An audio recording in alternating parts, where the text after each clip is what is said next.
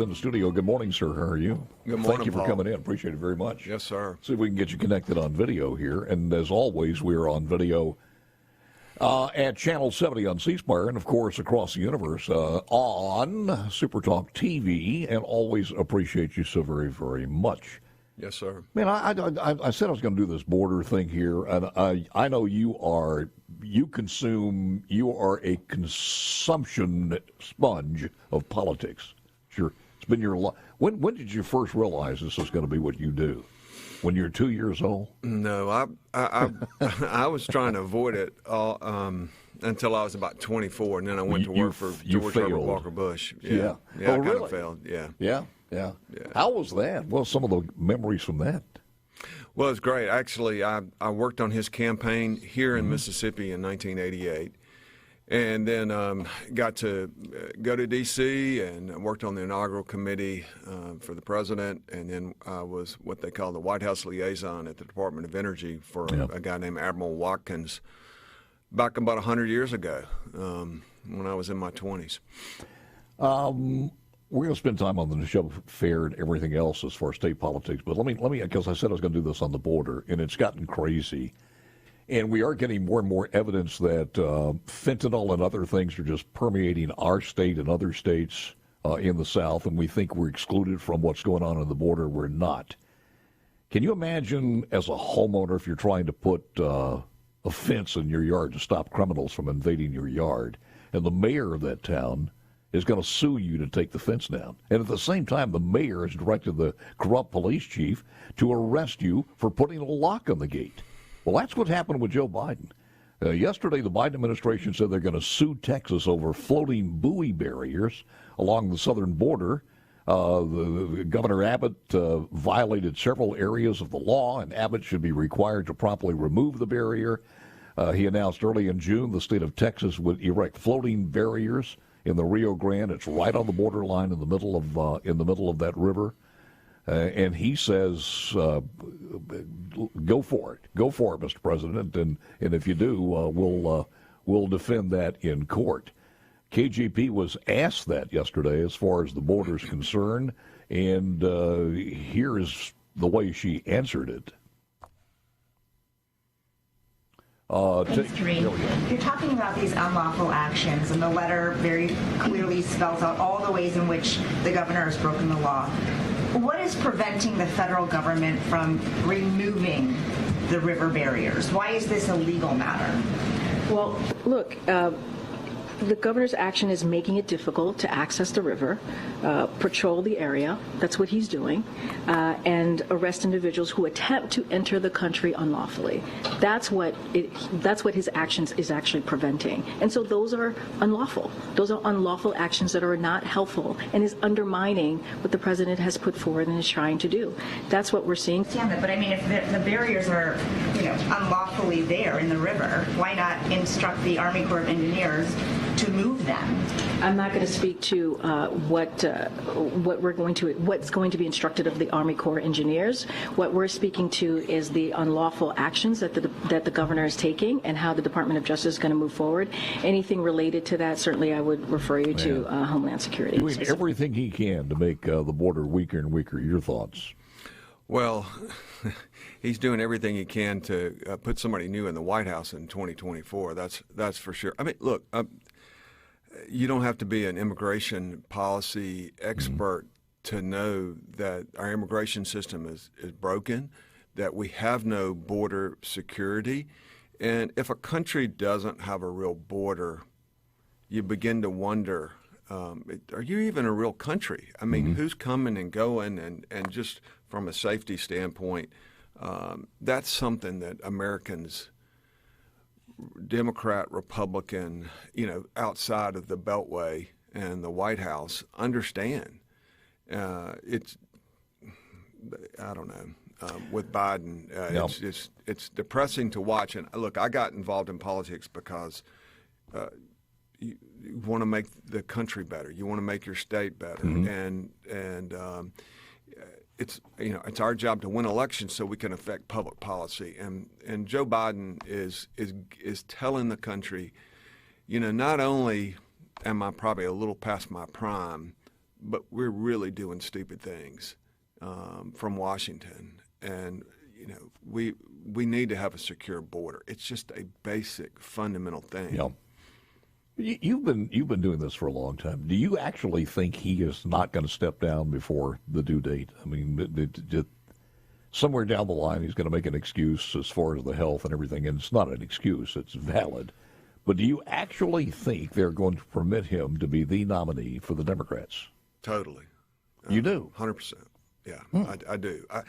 And I think part of it is the people around him in the White House want to continue to be in control of the White House, and they've got the power, and Joe Biden is their meal ticket, and and so we're going to be stuck with Joe Biden if we don't beat him. I cannot imagine what 4 more years will be like.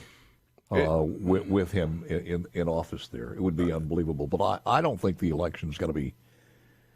There's something else that's going to come up, one way or the other. They're going to get these millions and millions of people somehow to be able to vote through harvesting ballots or something. But if you expect it to be on the up and up, I think you're being naive if the public expects the next election. Period. Well, I'm not sure if I follow you, but I think Joe Biden. I think there are going to be a lot of shenanigans that happen in the next election, the presidential election, before it and during it. Well, and we'll see what happens. Yeah, we got shenanigans going on the southern border. Look, the Republican Party, and that's who I tend to work for. It's poised to regain the White House in 24. We're poised to take the Senate back. Our job, I think, is to learn from the 22 cycle. And the candidates in 22 on the Republican side who were focused on the future, who were focused on policy, did much, much better than our Republican candidates who were focused on the past. Yeah, but there was a lot of failure there for free. I'm not sure if it was McDaniel in the GOP position, or who, and she got all of the acclamation, and she won her job again. There is a lady who went viral. Her name is Sarah Criswell. She goes by Sarah Sizzle on the social media platforms, but she had a message out there, and I think this resonates with a lot of people. And here's the message, because it's just exactly what you were talking about, the GOP, and are they ready? A little message to Republicans in office. Capitol Hill hearings and strongly worded letters aren't going to be enough after all of the evidence we've seen and continue to see. Stop talking about it, grow some balls, and do something. Remember, the Democrats impeached Donald Trump over a phone call to Ukraine to root out the exact corruption detailed in emails found on the laptop, an impeachment they claimed was justified because it was interfering in the election to dig up evidence of corruption. They impeached him for pursuing the truth and called it criminal, all while they were the ones engaged in the crime and cover-up. So your move, GOP. Yeah, Nikki Haley just came up. What was it yesterday, saying that if Trump wins, she'll support him. I mean, nobody's on the same page there, which, the primary hasn't happened yet. But your thoughts? Well, we certainly we're going to have a competitive primary for president. And Donald Trump has got a substantial lead at this point. And I suspect it's going to tighten. And that's typically how most elections happen.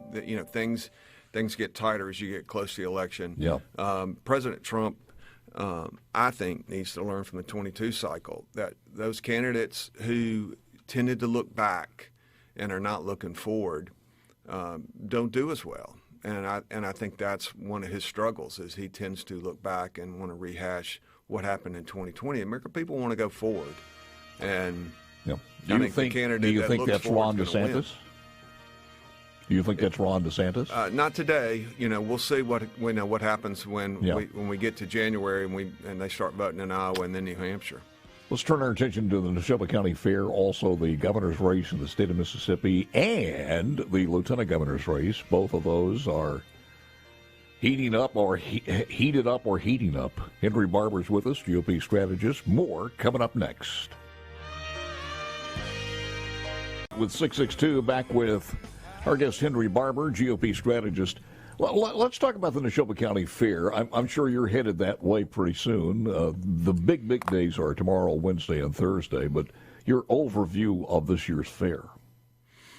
Well, the fair is the greatest political happening in the state of Mississippi, but it's so much more than that. You know, for the people that go every year, it's just this great, wonderful family gathering. It's sort of like they get an extra Christmas break if you have those Neshoba County ties. You know, every year, family comes together and they just hang out. They hang out from that first weekend until the next Friday. And it's a wonderful thing, and it is a great opportunity, certainly, for politicians to go over and do some retail politics and make speeches, and very, very occasionally they'll have a debate.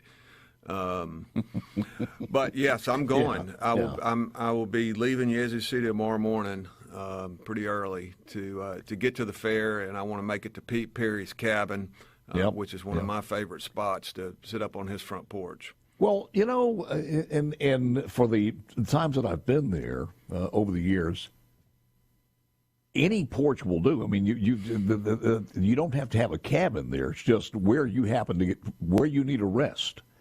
You just stop there, and sometimes there's a chair. Sometimes you just sit on the porch. But it is that type of family, even for the people who don't have families who have cabins. No question. Neshoba County Fair is a great example of why we're the hospitality state. You can go to any cabin there, and they will feed you. They will let you sit on the couch. They probably let you take a nap. Sid Salter has told me, hey, when you're there, you know, come by and see me at my cabin, and let's visit, talk about politics or whatever. So it's a wonderful place, and too many Mississippians have not made the trek over there. And again, it's not just about politics; it is so much more. Just a really fun thing for a family to get to do. Someone on another program, I forgot what it was. Maybe it was with Rebecca or Gerard. I forgot what they were talking about the fair, and they said there's a daytime fair and a nighttime fair. And you're probably going to be physically impossible to attend both. It's just so draining with so many things to do. But the heat of the daytime, I mean, if you can make it through the morning and the afternoon and stay at nighttime, you're probably still pretty young. Yeah, you're really young. It's a daytime thing for me. I occasionally, a long time ago, I did some nighttime events there, but. It's such a great place, and I already said this about families, but it's so wonderful, Paul, to see 8-year-olds and 10-year-olds and 5-year-olds. They're just running wild and having the biggest time, and their parents aren't worried about them, and they've got these buddies that they meet up with every year. And it is a wonderful, great Mississippi tradition. In talking to Scott over all of these years and other people who are associated with the fair and put this thing together, it takes all year to put it together. One of the things to commend them for, even during this last 10 or 15 years when crime has become rampant, boy, there are strict codes of ethics that go on there. And if you fool around, you're out. And that's good news for the families. Amen. Well, I can assure you, if you go to the fair, you might see a state trooper or two and local sheriff, deputies, and it is a very safe and just totally wonderful place. And they happen to do some politics. And, that's kicking off today with local and then, statewide folks tomorrow. You expect any Thursday. Fireworks at all? Any surprises? Well, I wouldn't call them surprises because we expect them, right? Look, the primary on the Republican side that is, particularly interesting, of course, is in the lieutenant governor's race. And so I expect that will be very, very interesting between Delbert Hosemann and Chris McDaniel. And then, of course, the general election race for governor with Tate Reeves and Brandon Presley. Brandon Presley needs to make up some ground. He needs to find some kind of issue that he can begin to try to catch up with Tate Reeves. And I'm sure Brandon Presley's going to try to come up with something, because everything he's tried so far really hadn't worked. And I think that's really because, frankly, Tate has done a good job. And I think Democrat governors all over the country got exposed during COVID that, they are people who really did not protect freedom. If you wanted to go to church or run your business or have your child go to school, these Democrat governors push back on that. And I think one of the reasons that Tate is doing so well is people appreciate how Tate has managed really difficult times and protected our freedoms. And also, if you look at the performance with investment and education, all-time low unemployment rate of 3.1%. Brandon Presley's going to have to come up with something to make it other than being a kinfolk of Elvis Presley. That's pretty good, but I don't think it's getting him too many votes. We all love Elvis, and Brandon Presley. But there's only one. I was thinking about this yesterday. There's only one Elvis. There are a lot of imposters. Yeah. Well, I had to say, it's probably pretty cool to have Presley as your last name and to be Elvis's cousin. You think that resonates with people? Is that any reason for anybody to go to the polls and say, I want to put a Democrat as governor? What would happen to the state of Mississippi on MSNBC? Would they dedicate 3 months to the reddest of states going to a Democrat governor? Look, MSNBC probably would come up with ways and reasons that they don't like Elvis Presley, because Elvis Presley's from Mississippi, and so we know he's screwed up. MSNBC, I got nothing going for that. But I'm looking forward to being at the fair and seeing what the governor has to say and seeing what Brandon Presley has to say. And as I mentioned, there could be some fireworks in the lieutenant governor's race, and I suspect it will be. And I think Chris McDaniel's got a little ground he needs to make up there. And we got just a couple of weeks before we vote on August the 8th. All right. How do you gauge this? Are the same people who were involved in guiding Chris McDaniel in the Thad Cochran-Chris McDaniel race a part of this race, from Melanie Sojourner to some of the people behind the scenes and some of the PACs? Is that the same people? Well, I mean, you have candidates, and candidates have to answer for their campaigns, and that's always been the case. Well, I mean, as of I think yesterday, he's basically said that he sticks by everything he said as far as the abortion clinic, et cetera, et cetera. Yeah, well, the attack on Delbert Hosemann for being a lawyer for the women's clinic has been going back to, I think, to like 1988 in the congressional race. And people learned the facts that long ago, and now 25 years later, the McDaniel team at least has decided we're going to have to play that card, and because it fits, how they want to portray Delbert Hosemann. They know it's not true. They don't care, and that's sad. Look, I've run plenty of campaigns, and I'd be lying if I said we didn't run, quote, negative ads from time to time. But in the first rule of running a negative ad is it's got to be true, because if it's not true, it's going to end up backfiring on you. And I think but he takes one little scintilla of this, that he was with the women's clinic, but this was before it turned into an abortion mill. This is when he was a young lawyer representing women who were getting health care at a neighborhood clinic and needed gynecological, et cetera, et cetera. This is to be, really to be commended. Sure. I mean, Delbert was doing legal work, and to a place that ended up, well after he left, doing abortion. It certainly had nothing to do with Delbert, and the McDaniel people understand that. They're just willing to lie about it. Let me ask you about this one, because I remember it differently than the ad, as far as in the reason for Delbert Hosemann to tell Donald Trump to take a dip.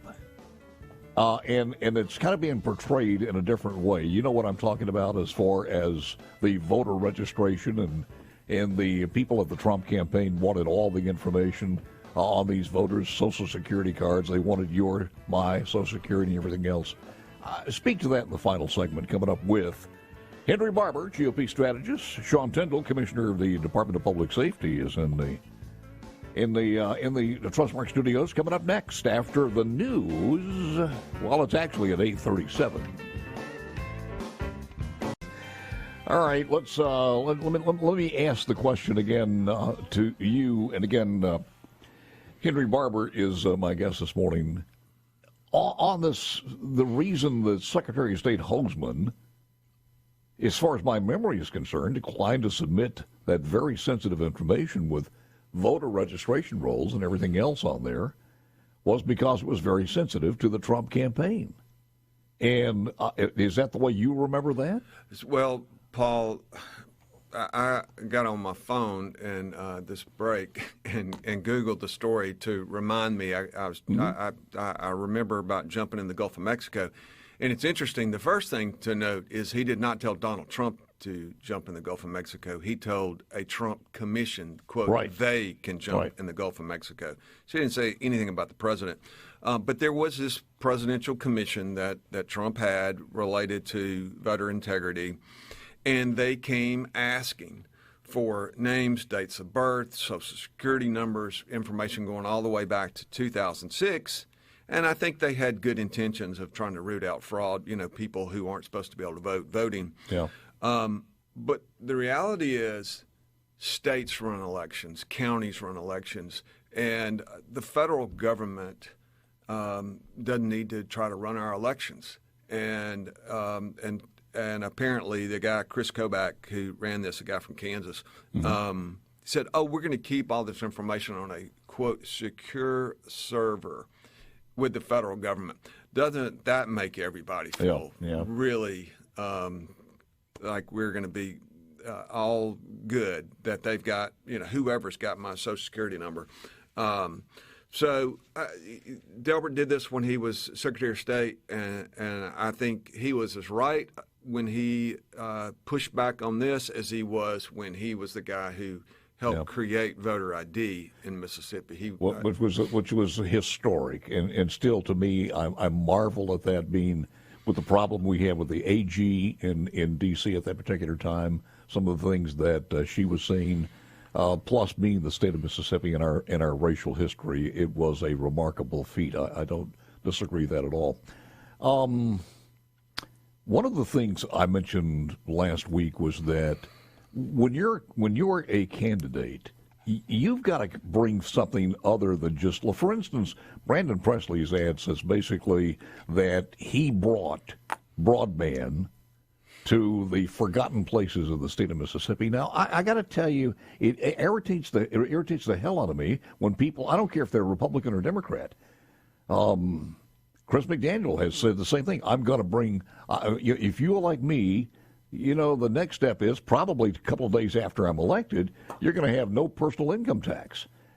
First of all, you can't do it on your own, and you've got to bring a coalition. I would think a Democrat governor in the state of Mississippi, where Republicans have a supermajority, is going to be a hard time for a coalition, because we've been through this once before, and you have a governor who spends a vast majority of his time actually promoting the party more so than promoting the state by just putting forth legislation that he knows is going to be rejected. Your thoughts? Well, Paul, I think we only have to look over to Baton Rouge to watch the last 8 years. With a Democrat governor over there and Republican legislature. And it's just, constant battle. Not that sometimes we don't have a pretty constant battle here with Republicans in the House and the Senate and the governor's mansion from time to time.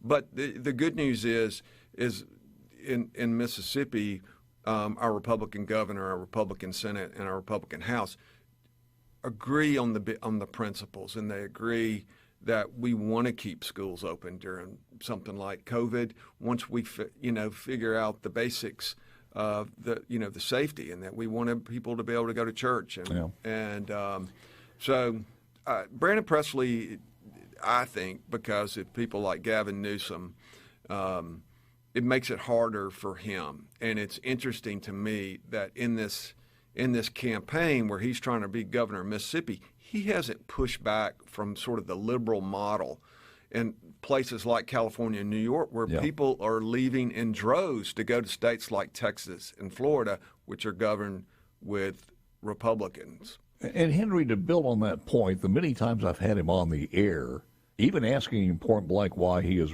a Democrat and hasn't switched over at least to an independent and of course, to a Republican, I think he's been front and center with that one. I think he's still he is emboldened to the Democrat Party. So if you are, that's your platform. That's his platform. He owns it, and it's going to be interesting to see what he has to say at the fair, and if that can have any impact on him winning the election come November. We Get shall ready. see. Big day tomorrow, on Wednesday, and on Thursday. Henry, always, sir. Appreciate it very much. Thanks for